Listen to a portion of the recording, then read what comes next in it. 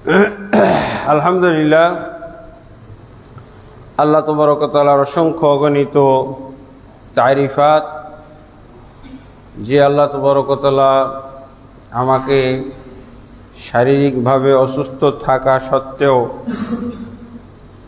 আপনাদের মাঝে আপনাদের দাওয়াতে জুমার খুতবা প্রদান করার জন্য একলারামপুর বড়বাড়ি জামে মসজিদে আল্লাহ আসার তৌফিক দান করেছেন।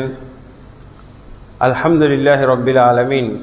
নবী মুহাম্মদুর রাসূলুল্লাহ সাল্লাল্লাহু আলাইহি ওয়াসাল্লামের প্রতি অসংখ্য অগণিত দুরুদ ও সালাম নাজিল হোক। আল্লাহুম্মা সাল্লি আলাইহি, আল্লাহুম্মা বারিক আলাইহি, আল্লাহুম্মা সাল্লিম আলাইহি। অতঃপর সম্মানিত মুসল্লিয়ানে কেরাম, আপনাদের এই মসজিদে যে বিষয়ে খুতবা প্রদান করব সেই বিষয়টা মসজিদের পক্ষ থেকে যারা দাওয়াত দিয়েছেন, দাওয়াতদাতাদের পক্ষ থেকে আমি ধরে নেব মসজিদ কর্তৃপক্ষের বা মসজিদ কমিটির পক্ষ থেকে এই বিষয় নির্ধারণ করে দেওয়া হয়েছে। বিষয়টি হচ্ছে, ঈমান আনা সত্ত্বেও যারা প্রকৃত মুসলিম নয়, ঈমান আনা সত্ত্বেও যারা প্রকৃত মুসলিম নয়, এই বিষয়টা খুবই গুরুত্বপূর্ণ একটা বিষয় যেটা নির্ধারণ করা হয়েছে। এই বিষয়ে এই বিষয়টা সরাসরি সূরা ইউসুফের 106 নম্বর আয়াত। আপনারা যদি এটাও বলতেন যে খুতবার বিষয় হলো সূরা ইউসুফের 106 নম্বর আয়াতের তাফসীর, তাও হতো। বিষয়টা এত কোরআন এবং হাদিসের দৃষ্টিতে খুবই পরিচিত একটা বিষয়, খুবই গুরুত্বপূর্ণ বিষয়, কিন্তু আমাদের সামাজিক দৃষ্টিতে, সামাজিক প্রেক্ষাপটে মুসলমানদের যে ঈমান ইসলামের দুর্দশা এবং যে করুণ অবস্থা, হালাত, এই হালাতে, এই অবস্থাতে এরকম বিষয় শুনলে জনসাধারণের আগে হুজুররাই খেপবে, মুফতি, মুহাদ্দিস, পীর, মুর্শিদরাই খেপে যাবে। তার কারণ হচ্ছে যে আমরা যেই ঈমানের মধ্যে আছি, যেই ঈমান আমরা মানুষকে সবক দিচ্ছি, যেই ঈমান শিখাইতেছি, যেই ঈমান আমরা এনেছি, যেই ঈমান মুরিদরাকে শিখাইতেছি, এই ঈমানের বলে, এই ঈমানের জোরে তো আমরা আবার জান্নাতের টিকিটও দিচ্ছি, জান্নাতের টিকিট বিতরণ করছি।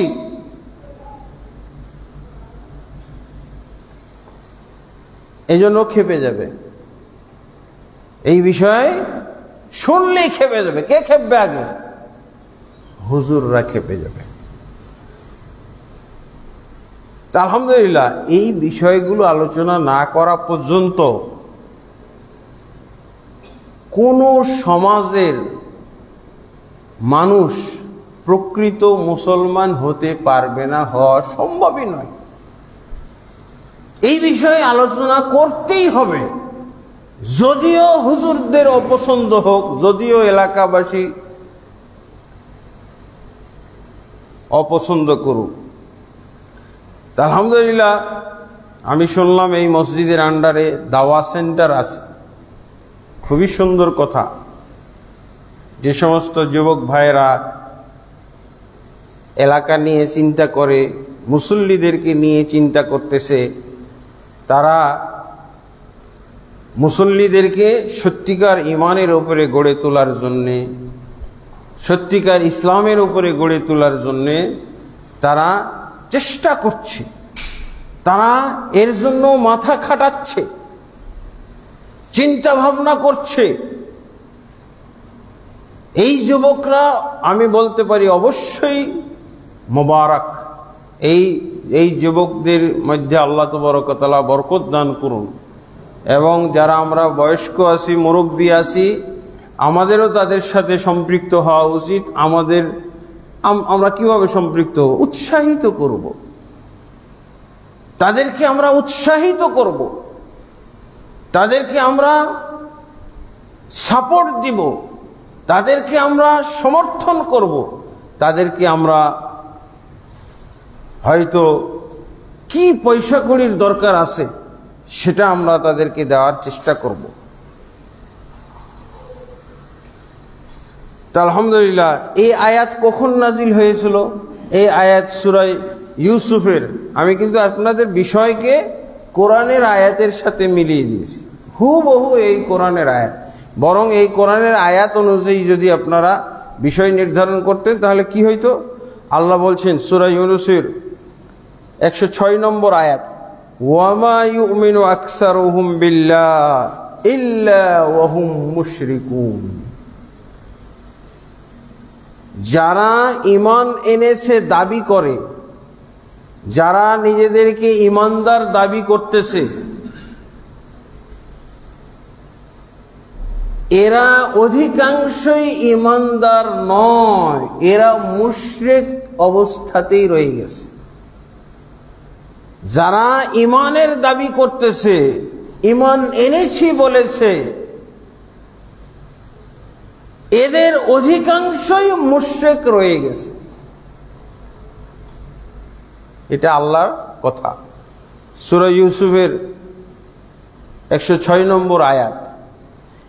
এইরকম বহু আয়াত কোরআনের মধ্যে আছে, যে আয়াতগুলোর মধ্যে আল্লাহ স্পষ্ট করে বলে দিয়েছেন 81টা মতো এইভাবে, শুধু 81টা না, 100-র উপরে আয়াত পাওয়া যাবে যেখানে আল্লাহ বলছেন অধিকাংশ মানুষ ঈমানদার নয়, যদিও ঈমান এনেছে ঈমানদার নয়। অধিকাংশ মানুষ জাহেল, অধিকাংশ মানুষ অধিকাংশ মানুষ কি বলে ফাসিক, অধিকাংশ মানুষ কাফের, অধিকাংশ মানুষ জালেম। এইগুলো সব ভাষা কোরআনের বিভিন্ন আয়াতে পাওয়া যাবে। আমি কয়টা বলবো? বাল আকসারুহুম লা ইউমিনুন। সূরা বাকারার দিকেই আল্লাহ অনেকগুলো আয়াতের, সূরা বাকারাতেই অনেকগুলো আয়াত উল্লেখ করেছেন। 100 নম্বর আয়াত, আয়াত নম্বর 100। এখানে কি বলছেন? আকসারুহুম লা ইউমিনুন, তাদের অধিকাংশই ঈমান রাখে না, ঈমান নেই তাদের। এমনি ভাবে সূরা বাকারার আপনি 214 নম্বর আয়াতে একই কি লিখছেন? আল্লাহ বলছেন আকসারুহুম লা ইয়াশকুরুন, অধিকাংশই তারা আল্লাহর শুকরগুজার বান্দা নয়, অকৃতজ্ঞ বান্দা। এইভাবে আপনি সিরিয়ালি সূরা আলে ইমরানে আছে আকসারুহুম ওয়া আকসারুহুমুল ফাসিকুন, তাদের অধিকাংশই হলো ফাসিক, 110 নম্বর আয়াত। এইভাবে সূরা নিসার মধ্যেও আল্লাহ তাবারক ওয়া তাআলা এই একই কথা বলছেন। সূরা আলে ইমরান, সূরা মায়েদা আকসারুহুম ফাসিকুন, এইভাবে আল্লাহ বলতে আছে। এরপরে এক সময় আল্লাহ তাবারক ওয়া তাআলা কি বলছেন? যে ওয়ালাকাদ যারানা লিজাহান্নামা কাসীরাম মিনাল জিন্নি ওয়াল ইনস। আল্লাহ এই কথাই ফয়সালা দিয়ে দিয়েছেন কি, যে আমি আসলে জাহান্নামকে তৈরি করেছি অধিকাংশ জিন এবং ইনসানের জন্য। জাহান্নাম তৈরি করেছেন আল্লাহ অধিকাংশ জিন ইনসানের জন্য। আর আপনি কি শুনতে চাইতেছেন? এই হলো অধিকাংশের ব্যাপার।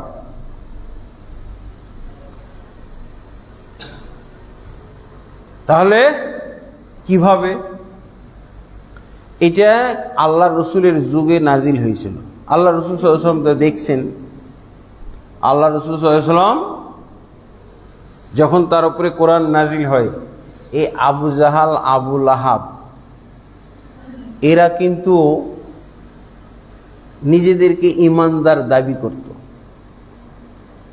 এরা কখনো নিজেদেরকে কাফের বলে নাই, কাফের স্বীকার করে নাই।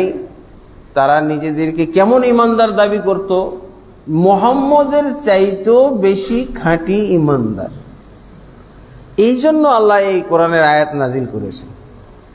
এই যুগেও পাওয়া যাবে যে মুহাম্মদ সাল্লাল্লাহু আলাইহি ওয়াসাল্লামের যারা আসল অনুসারী, খাঁটি অনুসারী, তাদের চেয়ে যারা শিরক, বেদাত এবং কবর পূজা, পীর পূজা, ল্যাংটা ফকির পূজা, মাজার পূজা এর মধ্যে লিপ্ত আছে, নবীর যারা আসল অনুসারী নিজেদেরকে তাদের চেয়ে খাঁটি মুমিন দাবি করে থাকে। আবু জেহেল সেই যুগে দাবি করেছিল যে আমি মুহাম্মদের চেয়েও খাঁটি ইমানদার, আর এই যুগেও ওই আবু জাহাল মার্কা লোকগুলো দাবি করে যে ওরাই খাঁটি ইমানদার। এমনকি মক্কা মদিনা তো ইমানদার এরকম নাই। এই কবর মাজার, এই দুর্গন্ধযুক্ত সব শিরক বেদাতের দুর্গন্ধ এবং ডাস্টবিন, যেই দেশকে, যেই সমাজকে শিরক বেদাতের ডাস্টবিন বলা যাইতে পারে, শিরক, এই দেশটা হলো শিরক বেদাতের ডাস্টবিন। এই ডাস্টবিনে যারা এই পচা সড়া দুর্গন্ধযুক্ত জায়গায় বসবাস করে, এরা দাবি করে যে মক্কা মদিনার চাইতেও এরা খাঁটি ইমানদার পাক্কা মুসলমান। এই দেশে কিছু মুসলমান আছে যারা ডাইরেক্ট কোরআন এবং হাদিসের অনুসারী, যারা ডানে বামে, সামনে পিছনে, উপরে নিচে তাকাবে না, শুধু আল্লাহর এই কোরআন এবং এই কোরআনের সঠিক তাফসীর, সহিহ তাফসীর। কোরআনের আবার ভ্রান্ত তাফসীরও আছে, কোরআনের কুফরি তাফসীর আছে, কোরআনের মুরতাদ হওয়া তাফসীর আছে। এই তাফসীরগুলো আমি এরকম খুতবাতে দেখে দেখে খুতবা দিয়েছিলাম, সিরিজ খুতবা। এটা একটা কাফের হওয়া তাফসীর। এইভাবে বিভিন্ন দল, আমাদের দেশে বিভিন্ন দলের তাফসীর রেখেছে। তাতে কিছু তাফসীর আছে কাফের মুরতাদ হওয়া তাফসীর।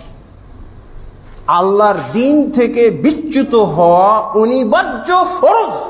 ওই তাফসীর পড়লে, ওই তাফসীর আমল করলে, ওই তাফসীর বিশ্বাস করলে, এরকম তাফসীর আছে। এগুলো আমি সিরিজ আকারে দেখাইছিলাম। 4টা খুতবায় 4 ধরনের তাফসীর দেখাইছিলাম। এই জন্য বাংলাদেশের বেদাতি সমাজ আমার বিরুদ্ধে উঠে পড়ে লাগছিল। একেবারে জালের মাছ ধরার যে, মাছ শিকার করার যে জাল, এই জালের মতো করে মামলা সারা বাংলাদেশে ঠুকছিল, হুমকি দিয়েছিল। আলহামদুলিল্লাহ, আল্লাহ তো ওয়াদা করে রেখেছেন, আল্লাহ হক এবং হকপন্থী তাদেরকে বিজয় রাখবে, তাদেরকে আল্লাহ হেফাজত করবে। এটা তো আল্লাহর ওয়াদা কোরআনে। তাহলে আমাদের চিন্তা করার কি দরকার? আমরা হক কথা বলবো, হক কথা বলতে হবে, হক কথা বলা ফরজ। মাকড়সার জালের মতো মামলা মোকদ্দমা ভরা। জানে যে ছেলেরা আমাকে দাওয়াত দিয়েছে মসজিদে, তারা সবাই জানে, সবাই তাদের কাছ থেকে দেখে নিন।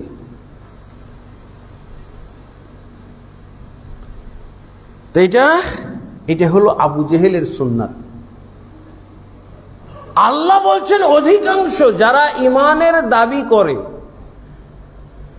যারা ইমানদার হওয়ার দাবি করতেছে, এদের অধিকাংশই হলো মুশরিক, অধিকাংশই হলো ফাসিক, অধিকাংশই হলো জাহেল, অধিকাংশই হলো যাদের কাছে ঈমান নাই।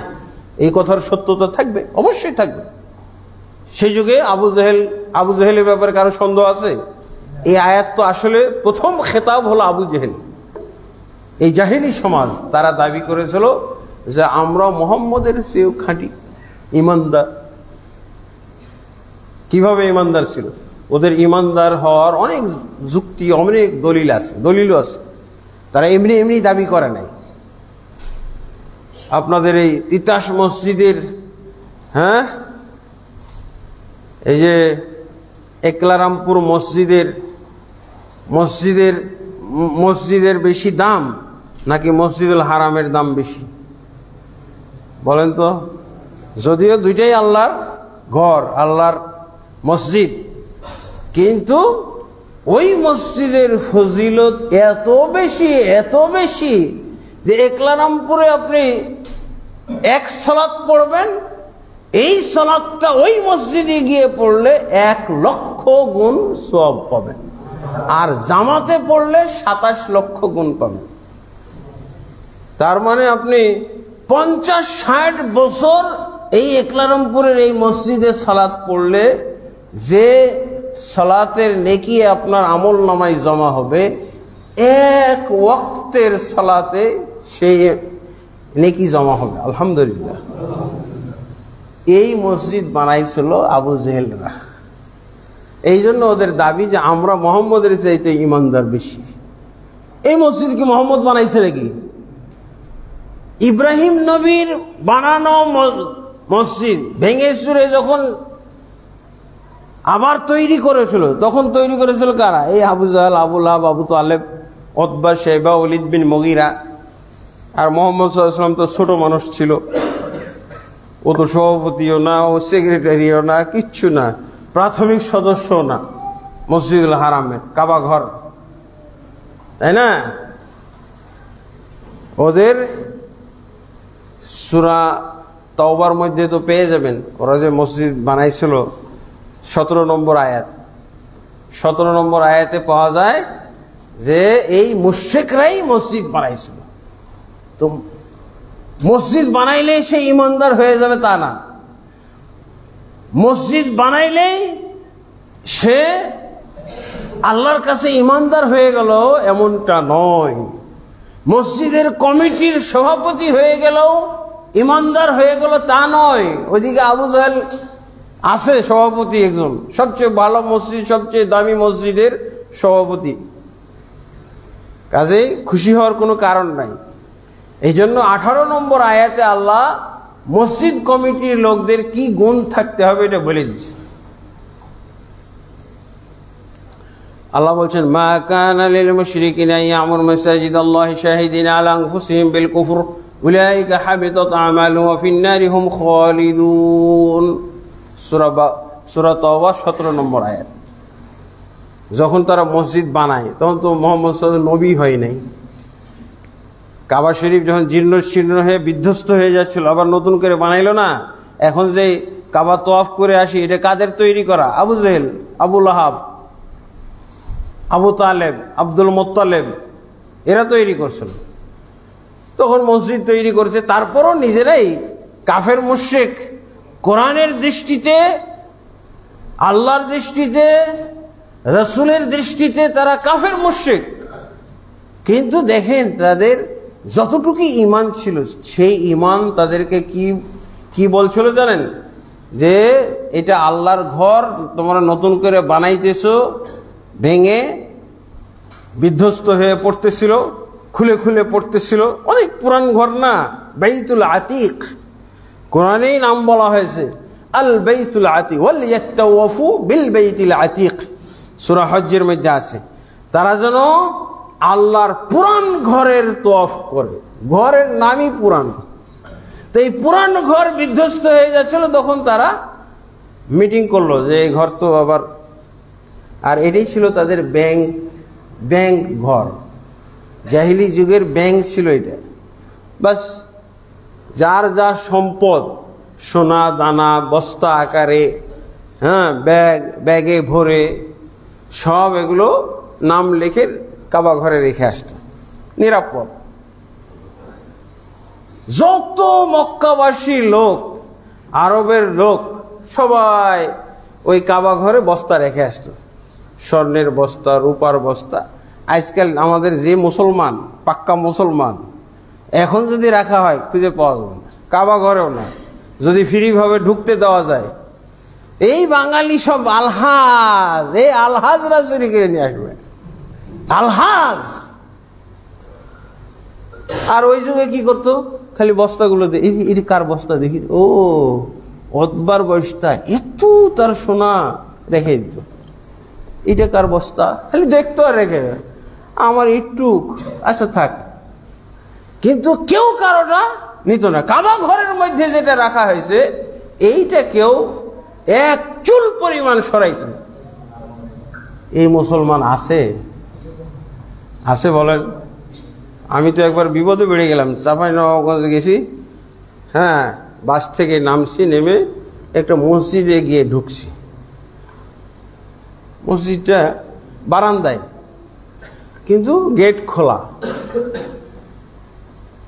কিছুক্ষণ পর মুয়াজ্জিন আসলো, আজান দিল, মানে আমরা আজানের আগেই নামছি গাড়ি থেকে। পরে ইমাম মুয়াজ্জিন কমিটির লোক আস্তে আস্তে মসজিদে ফজরের সালাত পড়তে এসে দেখে ফ্যান নাই, চোরে নিয়ে গেছে। কিভাবে? কোরআনকে স্তূপ করে কোরআনের উপরে দাঁড়ায় ঘড়িটাও খুলে নিয়ে গেছে। কত পাক্কা মুসলমান এই যুগে আমরা বসবাস করি। জাহিলি যুগও এত নিকৃষ্ট লোক ছিল না। আবু জাহালও এত নিকৃষ্ট মুসলমান দেখে নেই যেই মুসলমান এখন আমরা দেখি। আমাদের ডানে বামে, সামনে পিছনে, উপরে নিচে, হাটে বাজারে যাদের সাথে আমাদের সংঘর্ষ হয়, ঠেলাঠেলি হয়, এই মুসলমান আবু জেহেলও দেখে নাই, আবু লাহাবরাও দেখে নাই।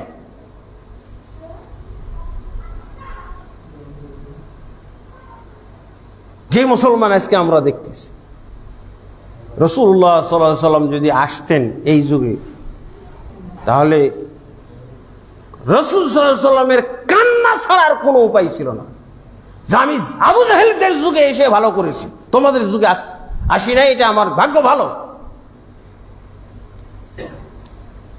আল্লাহ রাসূল কান্না করতেন আজকে। আল্লাহ রাসূল সাল্লাল্লাহু আলাইহি ওয়াসাল্লাম এই জঘন্য মুসলমান দেখেননি। আবু জাহেলরা দাবি করেছিল তারা মুহাম্মদের চাইতে ভালো মুসলমান, আর কিছু কিছু দলিলও তারা দিছে। আল্লাহ তো উল্লেখ করছেন, এই যে তারা মসজিদুল হারাম তৈরি করেছিল, এটা আল্লাহ স্বীকৃতি দিল না? কোথায়? সূরা তাওবার 17 নম্বর আয়াত না? কিন্তু আল্লাহ ঘৃণা, এই মুশরিকরা আল্লাহর ঘর নির্মাণ করবে, এতে আল্লাহর ঘৃণা ছিল। আল্লাহ এই প্রতিক্রিয়াটা জানাইছেন এই 17 নম্বর আয়াতে। কি বলছেন? মা কানা লিল মুশরিকিনা ইয়ামুরু মাসাজিদাল্লাহ, মুশরিকদের জন্য আদৌ উচিত হয় নাই, শোভা পায় না যে তারা আল্লাহর জন্য মসজিদ নির্মাণ করবে। কি শুনলেন? মসজিদ বানিয়ে ফেলেছে, কিন্তু সেই সময় তো মুহাম্মদ নাই, কার উপরে কোরআন নাজিল করবে? তখন কি আবু জাহেলের উপরে কোরআন নাজিল করে বলে, এই আবু জাহেল কি করছিস তোরা? তোদের মসজিদ বানানো আমি গ্রহণ করব না, বাদ দে, বাদ দে। এই আয়াত কি আবু জাহেলের উপরে নাজিল করার উপায় ছিল? আবু লাহাব, আবু তালেব, আব্দুল মুত্তালিব, কার উপরে? যার উপরে নাজিল করতো সেই জন্য নবী হয়ে যেত। কাবা ঘর নির্মাণের বহুদিন পর সূরা তাওবা যখন নাজিল হইল, তখন আল্লাহ সেই তাদের বানানো মসজিদের ব্যাপারে প্রতিক্রিয়া জানাইলেন। কি বললেন? উচিত হয় নাই। এদের মতো মুশরিকদের জন্য আল্লাহর মসজিদ, আল্লাহর জন্য মসজিদ নির্মাণ করা উচিত হয় নাই। আচ্ছা, বানিয়ে ফেলেছে, ও কি জানতেন মসজিদ বানাইছে নাকি? যেই মসজিদে জামাতে সালাত পড়লে 27 লক্ষ গুণ সওয়াব পায়, ওই মসজিদ বানাইছে। আর হাদিসেও আল্লাহ রাসূল সাল্লাল্লাহু আলাইহি ওয়াসাল্লাম কি বলছেন? মান বানা লিল্লাহি মাসজিদান ইবতাগি বিযালিকা ওয়াজহাল্লাহু বানাল্লাহু লাহু বাইতান ফিল জান্নাহ, যে ব্যক্তি আল্লাহর সন্তুষ্টি লাভের জন্য একটি মসজিদ নির্মাণ করবে, আল্লাহ তাবারক ওয়া তাআলা তার জন্য জান্নাতে অট্টালিকা নির্মাণ করবেন। আল্লাহু আকবার, সুবহানাল্লাহ। এটা কিন্তু এই মসজিদের যারা নির্মাণে শরীক হয়েছেন তাদের জন্য এই সুসংবাদ। কিন্তু আবু জাহেলরা যে পৃথিবীর সর্বশ্রেষ্ঠ মসজিদ বানিয়ে কমপ্লিট করে ফেলছে। কমপ্লিট না, একটা অংশ বাদ রেখেছিল কেন জানেন? যে হালাল টাকা কুলাই নাই। ইব্রাহিম নবীর ভিত্ত হলে এইটা, কিন্তু হালাল টাকার অভাবে ভাঙছে ঠিকই, কিন্তু আর বানাইতে পারে না। এইটুক বাকি রেখেছে। দেখবেন ওটা বাউন্ডারি দেওয়া আছে, এটাকে বলা হয় হিজরে ইসমাইল হাতিমুল কাবা। তওয়াফ করার সময় এই ফাঁকা জায়গাটাও তওয়াফ করতে হয়, কারণ এটা কাবারই অংশ। কিন্তু ওরা হালাল টাকার অভাবে এই অংশের উপরে ঘর নির্মাণ করে নাই। আমাদের এখনকার মুসলমান খুঁজে পাওয়া যাবে? হুজুরও তো খুঁজে পাওয়া যাবে না, কোনো পীর মুর্শিদও খুঁজে পাওয়া যাবে না যারা মসজিদ নির্মাণের জন্য হালাল টাকার শর্ত করবে। পাক্কা ঘুষখোর, দুর্নীতিবাজ, হারামখোর, তার কাছে হুজুর যে চান্দা চায় যে মসজিদের জন্য দান করেন 5 লক্ষ টাকা, আর ওই ঘুষখোর হারামখোর ওই তার ঘুষের টাকা দিয়ে দেয়, মসজিদ বানায়। আর এই হুজুর, ইমাম সাহেব, খতিব সাহেব, মুতাওয়াল্লি সাহেব বলারও সাহস পায় না যে মার্চেন্ট সাহেব এটা আল্লাহর ঘর, হালাল টাকা থেকে দিন। বলার সাহস আছে? বলেন, কয়জনের সাহস আছে? বলতে তো পারবে না। আর ওরা শর্ত করে দিয়েছিল, খবরদার কেউ যেন এই আল্লাহর ঘর নির্মাণ। আবু জেহেল, আবুল আহাব, যাকে আপনি গালি দেন, যাকে আপনি কাফের মনে করেন, আপনি ওজন যদি করা হয়, আপনি হুজুরও পাল্লায় ওই আবু জেহেলের চাইতে কম হয়ে যাবেন, হালকা হয়ে যাবেন। আবু জেহেলের পাল্লা ভারী হবে। আমাদের দেশে এই হলো অবস্থা, বাস্তব। চাই না, এই কথাটাও বলার সাহস নাই আল্লাহর ঘর মসজিদ বানাবো হালাল টাকা দিয়ে। বলতে পারবে? তাহলে বুঝেন পরিবেশটা কত জঘন্য।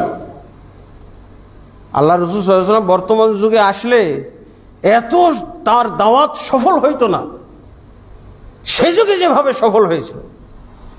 এই যুগে মুহাম্মদ সাল্লাল্লাহু আলাইহি ওয়াসাল্লাম আসলে, এই যুগে এই পীর মুরিদ এবং মাজার কবরের যুগে যদি আসতো, তাহলে চরমনাই পীর বলতো আগে আপনি আমাদের স্বীকৃতি দেন, চরমনাই পীর হক, এটা আগে স্বীকৃতি দেন, তারপরে আপনার উপরে ঈমান আনবো।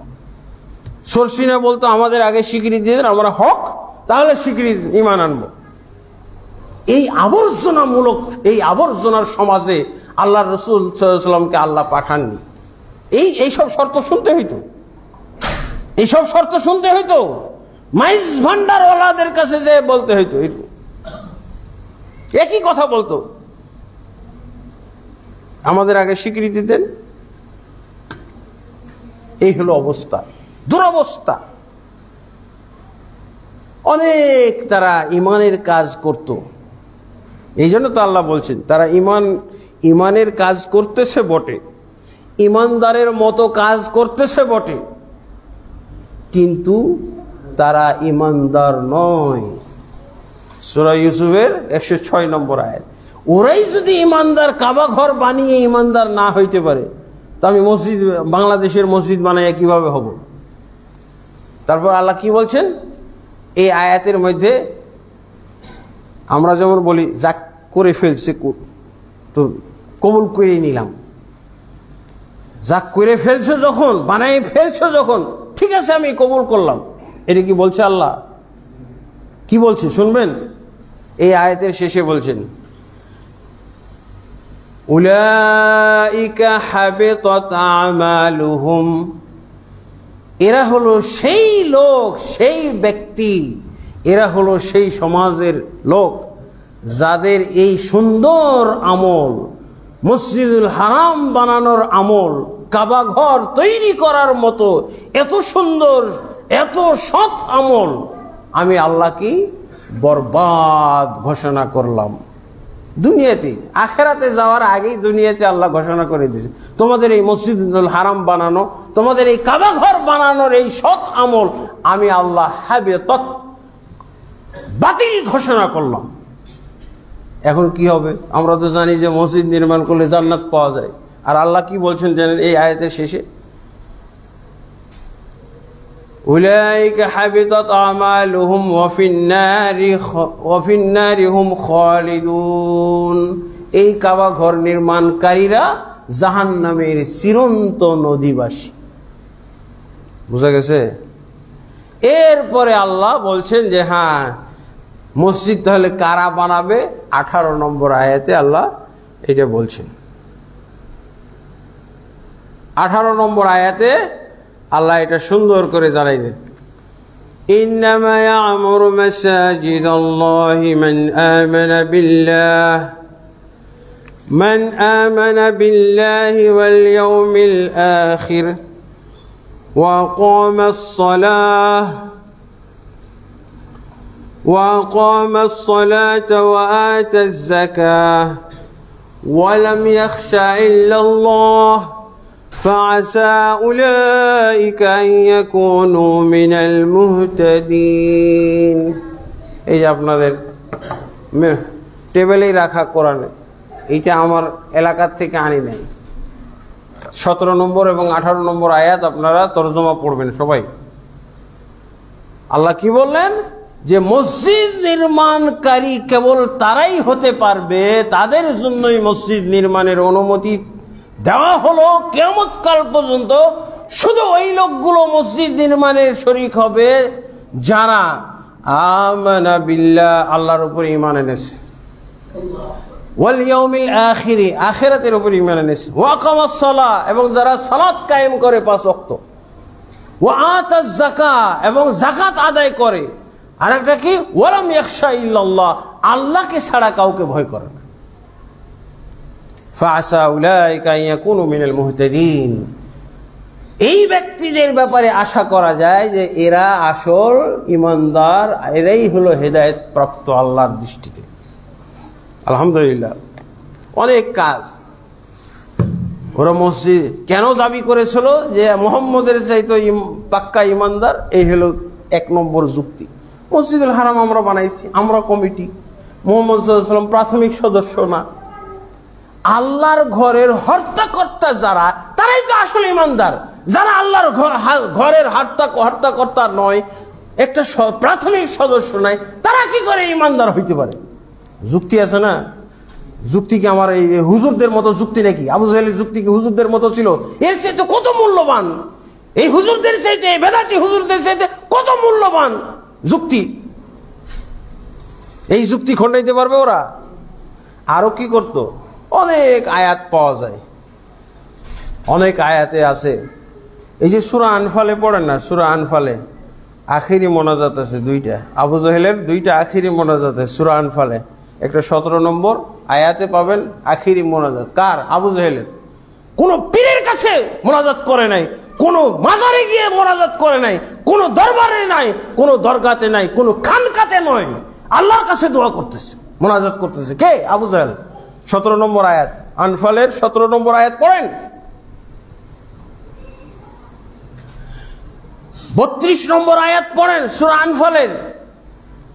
এটা ছিল আবু জাহেলের প্রথম আখিরি মোনাজাত ছিল। প্রথম আখিরি মোনাজাতটা হলো 32 নম্বর আয়াত, আর দ্বিতীয় আখিরি মোনাজাত হলো 17 নম্বর আয়াত সূরা আনফালের। যারা আল্লাহর কাছে মোনাজাত করে তাদের মোনাজাত কি ছিল? এই যে 17 নম্বর আয়াতের যে মোনাজাতটা করেছিল আবু জাহেল, সে ছিল ইমাম। হ্যাঁ, কাবা ঘরে আখেরি মোনাজাত হচ্ছে।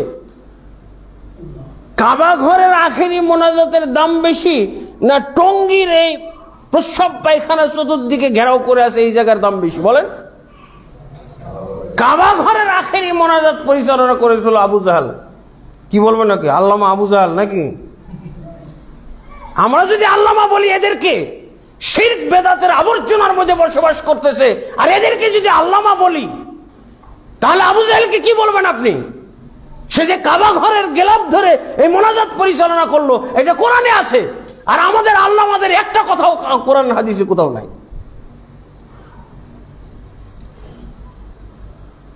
আছে না?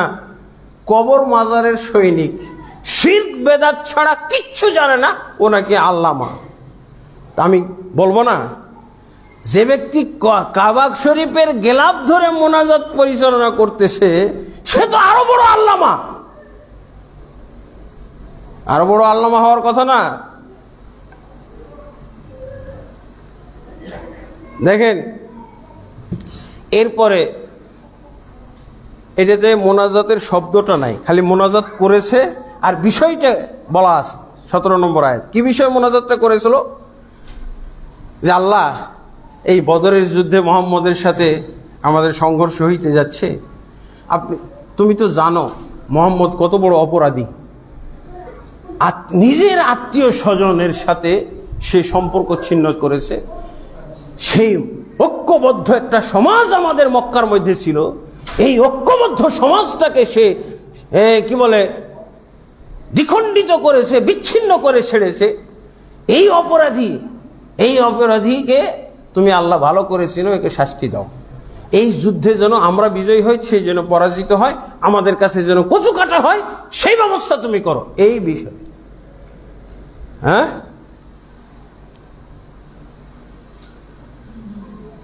এই দোয়া, এইটা ছিল তার আখিরি মোনাজাত, প্রথম 17 নম্বর সূরা আনফালের। আর 32 নম্বর আয়াতে কি ছিল? আখিরি মোনাজাতের শব্দটাই আল্লাহ উঠাই দিয়েছেন কোরআনে। ওয়াইদ ক্বালু আল্লাহুম্মা ইন কানা হাযা হুয়াল হাক্কু মিন ইনদিকা ফাআমতির আলাইনা হিজারাতাম মিনাস সামা আও ইতিনা বিআযাবিন আলীম। আবু জাহেলের দোয়া আল্লাহুম্মা আছে, কোন পীর ওলি দরবেশের ওসিলা দিয়ে করে নাই দোয়াটা, কারণ ও চাইছিল যে এই দোয়াটা আল্লাহর কাছে মঞ্জুর হোক। কি দোয়া? যে মুহাম্মদের চাইতে খাঁটি মুসলমান আমরা, মুহাম্মদ সাল্লাল্লাহু আলাইহি ওয়াসাল্লাম এই কয়েকদিনের বাচ্চা এতিম অবস্থা আমাদের কাছে লালন পালন হইলো, আর সেই আল্লাহর কাছে প্রিয় পাত্র হয়ে যাবে, এটা হইতে পারে? গোটা মক্কাবাসী, গোটা হারামবাসী মানুষের সাথে আল্লাহ সম্পর্ক ছিন্ন করে এই অসহায় এতিম মুহাম্মদের পক্ষ অবলম্বন করবে, এটা হইতে পারে? এটা হইতেই পারে না। কাজে আমরাই ঠিক, মুহাম্মদ বেঠিক। এই জন্য সে চ্যালেঞ্জিং এই দোয়াটা করলো। কি দোয়া? আল্লাহুম্মা, আবু জাহেলের দোয়া। আবু জাহেলের যে এটা দোয়া ছিল, এটা বুঝবেন কেমনে আপনি? সহিহ বুখারী আছে, সহিহ বুখারী চিনেন? আহলে হাদিস যেহেতু আপনারা, আহলুল হাদিসদের তো সহিহ বুখারী পুঁজি। আহলুল হাদিসদের পুঁজি হলো আল্লাহর কিতাব, আর আল্লাহর কিতাব বুঝার জন্য সহিহ তাফসীর। সহিহ তাফসীর কি? ইবনে কাসির, তাবারি, কুরতুবী, এগুলো হলো সহিহ তাফসীর। আর আহলুল হাদিসদের আর হাদিসের কিতাব সহিহ বুখারী, মুসলিম, আবু দাউদ, তিরমিজি, নাসাই, ইবনে মাজাহ, মুসনাদ আহমদ, সুনান দারিমি, এগুলোই তো আহলে হাদিসদের পুঁজি। কোরআন আর হাদিসের কিতাব। এই আয়াতের তাফসীর সহিহ বুখারীর মধ্যে আছে। এই যে সূরা আনফালের 32 নম্বর আয়াত, ওয়াইজ ক্বালু, স্মরণ করো মুমিন মুসলিমরা যখন আবু জাহেলের সমাজ, জাহিলি সমাজের লোকেরা আল্লাহর কাছে মোনাজাত করলো, দোয়া করলো। কি দোয়া করেছিল? আল্লাহুম্মা, হে আমাদের আল্লাহ, ইন কানা হাযা হুয়াল হক। এবার বুঝেন, আমি যে কথাটা বললাম এইটার সরাসরি দলিল দেখেন। তারা মুহাম্মদ সাল্লাল্লাহু আলাইহি ওয়াসাল্লামকে হক মনেই করত না, তারা মুহাম্মদ সাল্লাল্লাহু আলাইহি ওয়াসাল্লামকে 100% বাতিল মনে করত। আর আবু জাহাল আর জাহিলি সমাজের লোকগুলো নিজেদেরকে 100% হক বলতো। যেমন ভাবে আমাদের বর্তমান যুগে বেদাত আর শিরকের আবর্জনায় বসবাস করে, অথচ তারা সাইনবোর্ড লাগাই নিয়েছে আহলে হক, সাইনবোর্ড দিছে, হক ও হক্কানিয়তের মুখপাত্র, হকপন্থী। আহলে হাদিস ও হকপন্থীদের মধ্যে বাহাস, আহলে হাদিস ও আহলুস সুন্নাতের মধ্যে বাহাস। এই শিরক বেদাতের আবর্জনায় বসবাসকারী এই হুজুরগুলো বলে কি যে আহলে হাদিস হলো বাতিল ফেরকা। হাসবেন না কাঁদবেন? আবু জাহেলও হাসতো। বলে কি এদের সম্পর্ক মুহাম্মদের সাথে সরাসরি, আর এদেরকে বলছে এই বেদাতির পাল, এই মুশরিকের পাল, বলতেছে এরাই হলো ফেরকা বাতেলা। আহলে হাদিসকে ফেরকা বাতেলা বলে কারা? শুধু শিরক চিনে যারা, শুধু বেদাতের তারা 100% বলা যেতে পারে ধারক বাহক, তারাই বলতেছে আহলে হাদিস হলো ফেরকা বাতেলা। তো এদের বলাটাকে কি বলবেন? আবু জাহেল যেমন মুহাম্মদ সাল্লাল্লাহু আলাইহি ওয়াসাল্লামকে ফেরকা বাতেলা বলছিল, এরকমই আবু জাহেলের সুন্নত এটা।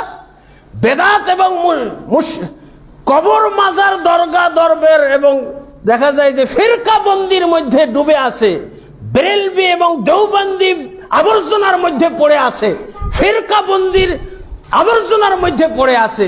যারা কোনো ফিরকা বন্দিকে পছন্দ করে না, যারা সরাসরি কোরআন এবং সহিহ হাদিস মানবে, মানার যারা মানসিকতা রাখে, মানার পক্ষে যারা কথা বলে, তাদেরকে বলতেছে ফিরকা বাতেলা। আবু জাহেলের সুন্নত হইল না এটা?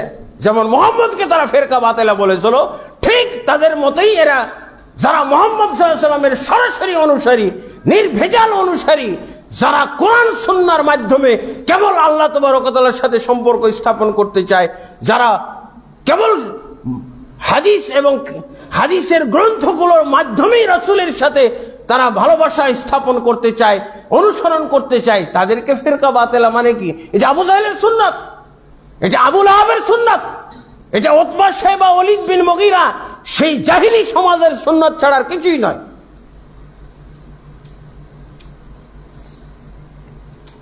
আলহামদুলিল্লাহ।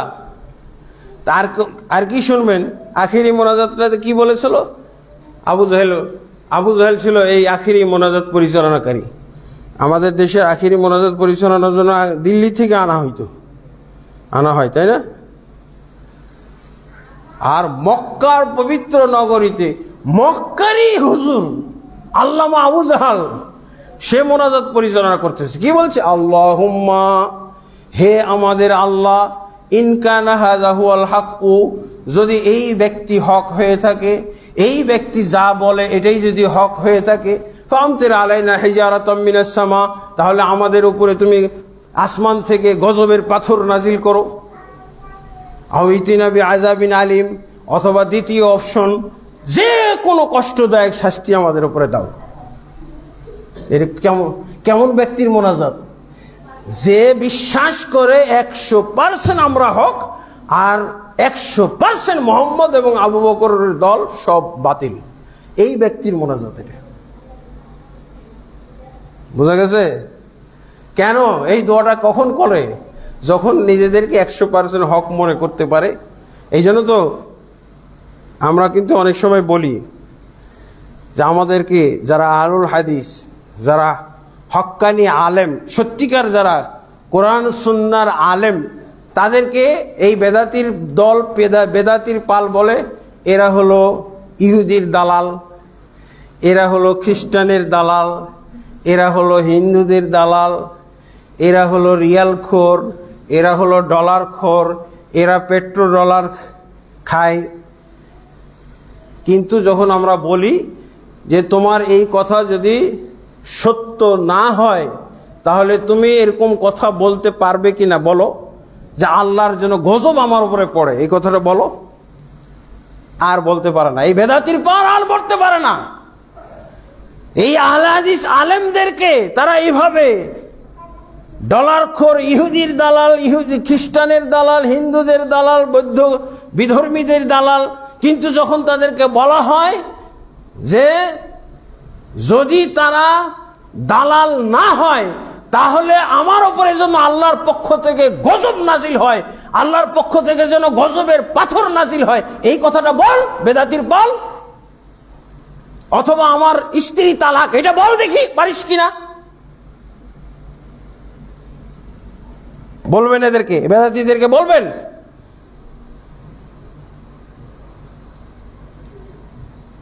দেখেন আবু জাহেল ঠিকই বলেছে তার বিশ্বাসের উপরে।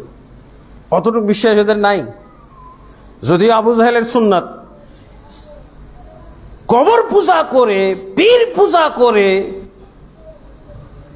মাযহাব পূজা করে, তরিকা পূজা করে যদি হকের দাবি করে, তাহলে অবশ্যই এই দাবি আবু জাহেলের সাথে মিলেছে, কোনো সন্দেহ নাই। 1% সন্দেহ করার কোনো সুযোগ নাই। অবশ্যই আবু জাহেলের দাওয়াতের সাথে, দাবির সাথে ওর দাবি মিলে গেছে।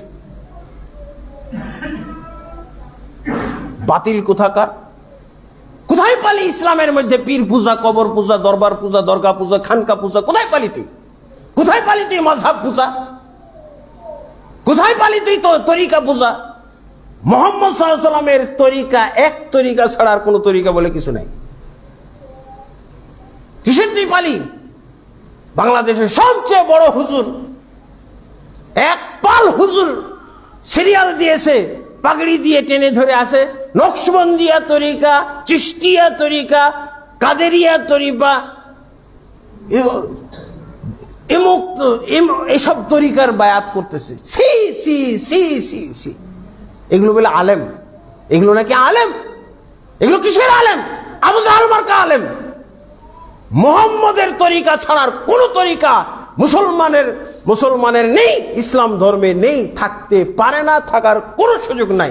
যারা দাবি করবে এরাই হলো বেদাতি হুজুর, এদেরকে বলা হবে বেদাতি।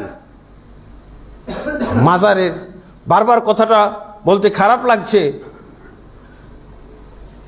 তারপরে আরো কি কারণ ছিল তাদের হক দাবি করার? মুহাম্মদ সাল্লাল্লাহু আলাইহি ওয়াসাল্লাম, আবু বকরের চাইতে বেশি তারা সবাই আলহাজ ছিল।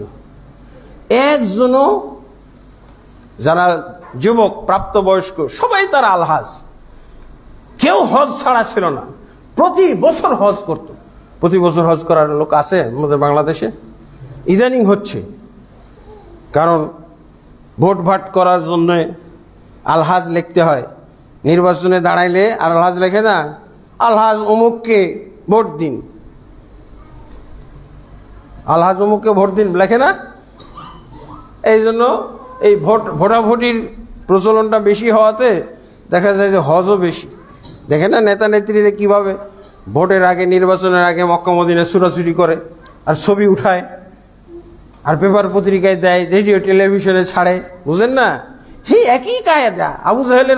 আবু জাহেলরা তো আল্লাহকে রাজি খুশি করার জন্যই হজ করত, কিন্তু বর্তমানের হজ হচ্ছে জনগণকে খুশি করার জন্য। বর্তমানের হজ কি জন্য খুশি হয়? জনগণকে খুশি করার জন্য, নিজে খুশি হওয়ার জন্য। অর্থনৈতিক উদ্দেশ্যে, রাজনৈতিক উদ্দেশ্যে হজ, সামাজিক উদ্দেশ্যে হজ, আল্লাহর উদ্দেশ্যে হজ কোথায়? জাহিলি সমাজের সব ছিল আলহাজ, একজনও আলহাজ ছাড়া ছিল না। বরং তারা হজ পরিচালনা করত। তারা কি করত? হজ পরিচালনা। এবং তারা তোয়াফ করত, হজ করত, উমরা করত, তোয়াফ করত, দোয়া করত। দোয়া তো শুনলেন, আখিরি মোনাজাত দুইটা। হ্যাঁ, এর চেয়ে আর কি বড় প্রমাণ নেবেন আপনি? আখিরি মোনাজাত যারা পরিচালনা করে। তারপরে কুরবানি করত, সূরা হজ্জের 36 নম্বর আয়াত। নামাজ পড়তো, সালাত, সূরা আনফালের 36 নম্বর আয়াত। সূরা হজ্জের 36 নম্বর আয়াতে কি পাওয়া যাবে? যে তারা এমনভাবে কুরবানি করত যে এই কুরবানির গোস্ত এক টুকরাও খাইত না, সব ফকির মিসকিনকে বিলাই দিত। তো সাহাবায়ে কেরাম আল্লাহ রসুলের কাছে যেয়ে বলেন, ইয়া রাসূলুল্লাহ, এটা কেমন হইল? আমরা তো আবু জাহেলদের চাইতে খাঁটি মুসলমান, ওরা কুরবানি দিচ্ছে, পুরোটাই বিলাই দিচ্ছে, বিতরণ করছে, কাবা ঘরে যে জমা দিয়ে আসতেছে, আর আমরা নিজেরাই আপোষে বন্টন করে খেয়ে ফেলাইতেছি। তো এই ক্ষেত্রে তো দেখা যায় আবু জাহেলদের কুরবানিটাই বেশি সহি মনে হয়। দিয়ে আল্লাহ রসুলের কাছে অনুমোদন চাইলেন, ইয়া রাসূলুল্লাহ, আমরাও এবার থেকে এরকম করতে চাই, আমরাও কুরবানির গোস্ত এক টুকরা খাবো না, আমাদের পরিবার পরিজন কাউকে খাইতে দিব না, সব কাবা ঘরে জমা দেয়। আল্লাহ রসুল সাল্লাল্লাহু আলাইহি ওয়াসাল্লাম তখনই এই কোরআনের আয়াতটা নাজিল হলো, সূরা হজ্জের 36 নম্বর আয়াত, লা ইয়ানালুল্লাহু লুহুমুহা ওয়ালা দিমাউহা ওয়ালাকিন ইয়ানালুহুত তাকওয়া মিনকুম। আল্লাহর কাছে রক্ত মাংস, কুরবানির পশুর রক্ত মাংস কিছুই পৌঁছে না। তার মানে পৌঁছানোর চেষ্টা করা হচ্ছে। কে বা কারা করতেছে? কিন্তু আল্লাহ এটার প্রতিবাদ দিলেন, প্রতিবাদ নাজিল করলেন। আল্লাহর কাছে কুরবানির পশুর রক্ত মাংস কিছুই পৌঁছে না। কি পৌঁছে? ওয়ালাকিন ইয়ানালুহু তাকওয়া মিনকুম, তোমাদের পক্ষ থেকে যে আল্লাহ তাকওয়াটা, এই যে আল্লাহ ভীতি, আল্লাহর মহব্বত, আল্লাহকে সবচেয়ে বড় মনে করা, এটাই আল্লাহর কাছে পৌঁছে। গোস্ত কে খেলো না খেলো, রক্ত কোথায় প্রবাহিত হলো না হলো, এটা আল্লাহর দেখার বিষয় না। আল্লাহর কাছে দেখার বিষয় হলো কুরবানি দেওয়ার সময় আল্লাহু আকবার যে বলেছিল, আল্লাহর জিকির করেছিল, আল্লাহকে যে ভয় করেছে, আল্লাহকে মহব্বত করেছে, এই মানসিকতাটাই আল্লাহর কাছে ইবাদত। এটাই আল্লাহ গ্রহণ করেন। এটাই হলো জবাব। এবার সাহাবায়ে কেরাম প্রবোধ লাভ করলেন। আল্লাহ তাদের সাপোর্টে কোরআনের আয়াত নাজিল করে দিলেন। এই আয়াতটা কিন্তু কুরবানির ঈদ আসলে আমরা মেম্বরে পাঠ করি, কিন্তু এর সাবাবুন নুজুল, এই আয়াত নাজিল হওয়ার কারণ কি, এটাও একটু বিশ্লেষণ করা দরকার। আপনারা দেখবেন তাফসীর ইবনে কাসিরের মধ্যে এই আয়াত, এইটা হলো কাদের কুরবানি? আবু জাহেলদের কুরবানির ব্যাপারে নাজিল হয়েছিল এই আয়াত। এত সুন্দর করে কুরবানি। এই জন্য আমি বলেছি যে এই বিষয়ে ওয়াজ করা খুবই জরুরি। আজকে আল্লাহ রাসূল সাল্লাল্লাহু আলাইহি ওয়াসাল্লাম যদি ইমানের দাওয়াত দিতে আসতেন, খুব কঠিন পরিস্থিতিতে পড়তে হইতো। চরমনায়ের মুরিদ হওয়ার দাওয়াত দেওয়া হইতো আল্লাহ রসুলকে, যে আপনার দাওয়াত শুনবো, আগে আমাদের দাওয়াতটা কবুল করেন, আমার হক্কানি হুজুরের মুরিদ হন আগে। ইন্না লিল্লাহি ওয়া ইন্না ইলাইহি রাজিউন বলে কি এগুলো? শয়তানি কথাবার্তা। হ্যাঁ, আপনি আল্লাহ রসুলের হাদিস থাকতে, আল্লাহ রসুল সাল্লাল্লাহু আলাইহি ওয়াসাল্লাম যেই জীবন ব্যবস্থা দিয়ে গেছেন, এই কোরআন থাকতে আমি কিসের এইসব ভণ্ডদের মুরিদ হব? কেন? আমি আল্লাহর মুরিদ হব, আমি রসুলের অনুসারী হব, বাস। এর বাইরে আর কিচ্ছু নাই। সব হলো ভণ্ডামি, সব হলো দুষ্টামি, সব হলো এই ইসলাম নিয়ে, ইমান নিয়ে ছিনিমিনি খেলার অন্তর্ভুক্ত বিষয়। বলেন, আপনি চিন্তা করে দেখেন, আজকে যদি আল্লাহর রসুল আসতেন কি দশাটা হইতো। একমাত্র আহলে হাদিসদের সমাজে আল্লাহ রসুল সাল্লাল্লাহু আলাইহি ওয়াসাল্লাম চান্স পাইতেন, আর কোন সমাজে চান্স দেওয়া হইতো না আল্লাহ রসুল সাল্লাল্লাহু আলাইহি ওয়াসাল্লামকে। সব এক একজন ভণ্ড নিয়ে পড়ে আসে। এই ভণ্ডের শর্ত অনুযায়ী আপনি কোরআন, আপনি দেখেন না, আপনার কোরআন মানবে না তারা, আপনার হাদিস মানবে না। কারণ কি? হুজুরের মুরিদ আমি। প্রকৃত মুমিন হইতে হবে। আলহামদুলিল্লাহ, আমার এই বইটার মধ্যে কালেমার মর্ম কথা বই, আপনারা যে বিষয়ে খুতবা দিয়েছেন আমাকে, হুবহু এই বিষয়টা আমার এই বইয়ের মধ্যে এসে গেছে। ইমানদার চার প্রকার। প্রকৃত মুমিন, প্রকৃত মুমিন হইলে কি করতে হবে? অবশ্যই কোরআন সুন্নাহ অনুযায়ী তার প্রত্যেকটা আমল, আকীদা, আখলাক, তার হালাল হারাম, তার সব কিছু মিলতে হবে কোরআন সুন্নাহর সাথে। আর এছাড়া আরো তিন প্রকার, প্রকৃত ইমানের বাইরে আরো তিন প্রকার ইমানদার আছে। তারা হলো, এই যে 1 নম্বর 81 পৃষ্ঠা থেকে পড়া শুরু করবেন। ইমানের সংজ্ঞা অনুযায়ী ইমানদারদের 4টা প্রকার। প্রথমেই হলো প্রকৃত ইমানদার, এরপরে দ্বিতীয়টা হলো মুনাফেক প্রকৃতির ইমানদার। মুনাফেক মার্কা ইমানদার। মুনাফেকরা দাবি করে যে আমরা ইমানদার, কিন্তু আসলে তারা ইমানদার নয়। দ্বিতীয় পর্যায়ে তৃতীয় ইমানদার হলো ফেরাউন মার্কা ইমানদার। কারণ ফেরাউনের ইমান ছিল, কি ধরনের ইমান ছিল, সেই ইমানের পরিচয়টা আমি কোরআন থেকে তুলে ধরেছি। ফেরাউন কালেমা পাঠ করেছিল, ফেরাউন কালেমা পাঠ করে কিন্তু ইমান এনেছিল মৃত্যুর আগে।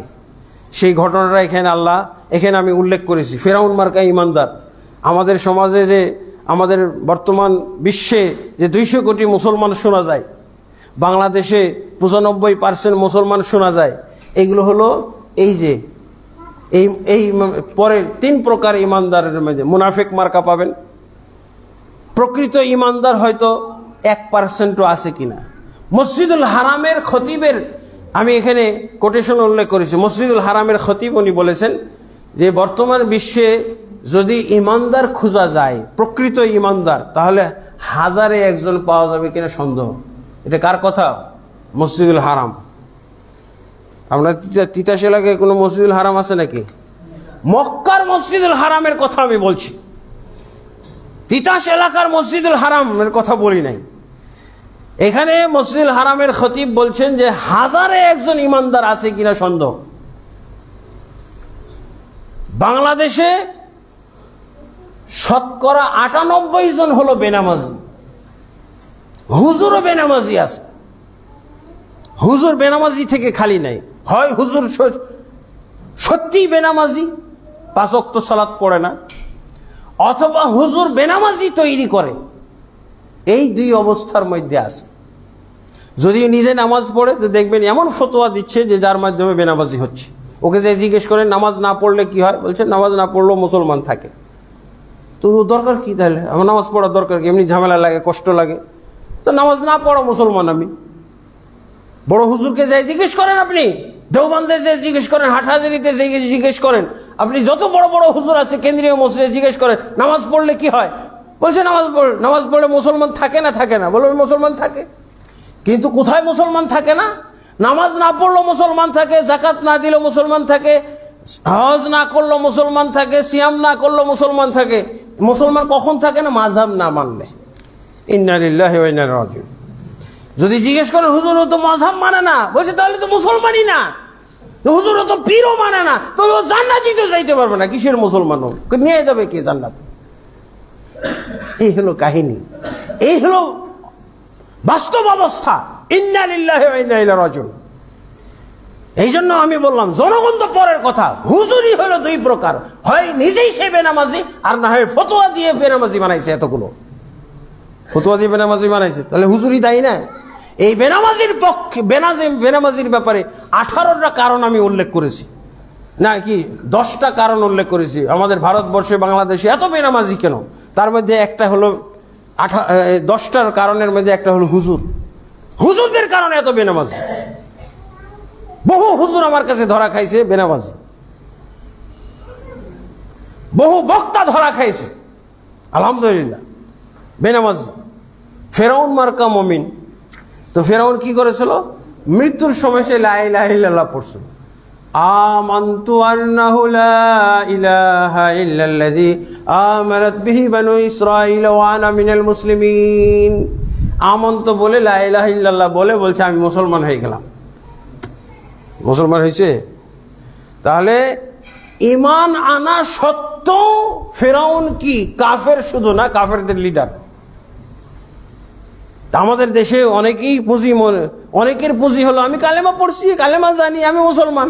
তাহলে বেটা ফেরাউন তো তোর আগে এসে দাঁড়াবে, আমি তোর আগে কালেমা পাঠ করছিলাম, আর তুই যেভাবে কালেমা পাঠ করেছিস এর চেয়ে সুন্দর করে আমি কালেমা পাঠ করতে পারি।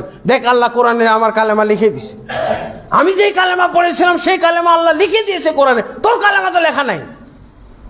তুই যেই কালেমা পড়েছিস এই কালেমা লেখা নাই কোরআনে। এরপরে আসেন আর একটা হলো ইবলিস মার্কা ইমানদার।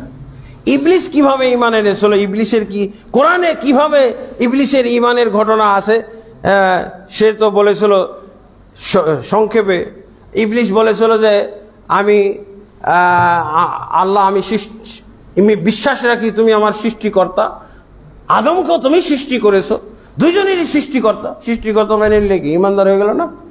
আমাদের অনেক মুসলমানের পুঁজি হলো আল্লাহকে সৃষ্টিকর্তা মানি, এই জন্য আমি ইমানদার। তাহলে বেটা ইবলিসও তো ইমানদার। ইবলিসের সমস্যাটা ছিল যে আমল করে নাই। আমাদেরও সমস্যাটা তো আমল নাই। আশা করি বোঝা গেছে, প্রকৃত ইমানদার হইতে হইলে অবশ্যই আমাদেরকে কোরআন এবং সুন্নাহ অনুযায়ী পূর্ণাঙ্গ আমল করতে হবে, বিশুদ্ধভাবে আমল করতে হবে। আল্লাহ তাবারক ওয়া তাআলা আমাদেরকে বোঝার তৌফিক দান করুন। আল্লাহুম্মা আমিন।